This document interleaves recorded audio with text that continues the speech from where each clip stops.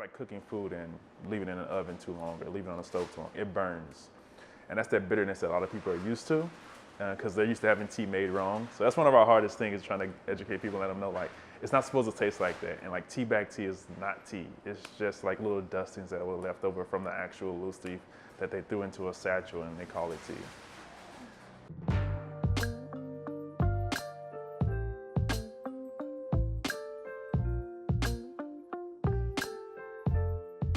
Like anyone else, I've always been into tea.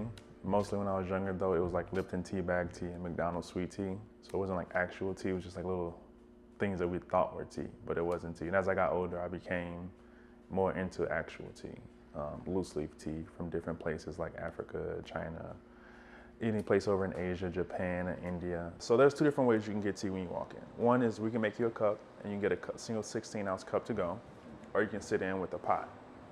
The pot we set the water temperature already set for the particular tea that you're going to get. So we already pour the water in there. We make sure we measure out the right amount of loose leaf that goes into that pot. And then we set a timer for you. This is where your part comes in.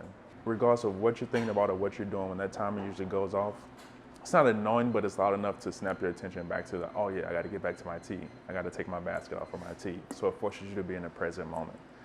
That involves the setup of the place as well. We didn't go with the old English setup or traditional Chinese setup or anything of that sort. We set up to be more peaceful and more of an escape or a safe haven, as you will. One, because no matter what you're dealing with outside, as long as you come in here, however long you are in here, you get to focus on yourself and you get to worry about yourself. You don't have to deal with all the craziness that's going on outside of the doors.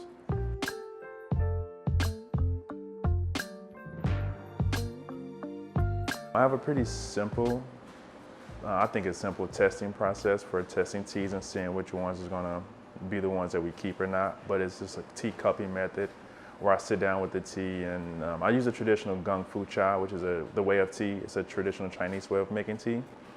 And you make it more concentrated when you brew tea that way.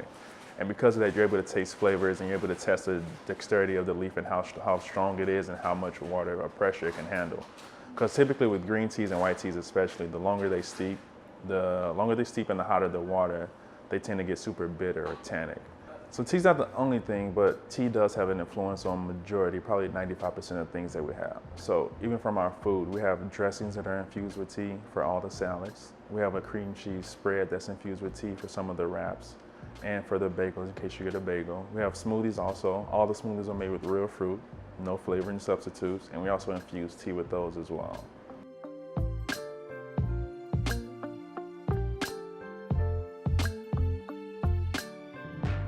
Every piece of art that we have on this wall is either someone that either lives on the street or works on the street to some extent. What happened when we first moved into the space, and our first space was much smaller, so I didn't have to worry about art because it was just a wall. It's like a small wall where I just put a chalkboard up. But these walls are huge and it's a ton of space and it feels so empty without anything up there. So I put a call out and I was like, if anyone wants to put an art up, as long as it matches the relaxing, calm, like feeling of the space, then you can put it up. I got more responses than I anticipated. So now we have this whole outside room and the backside room full of art.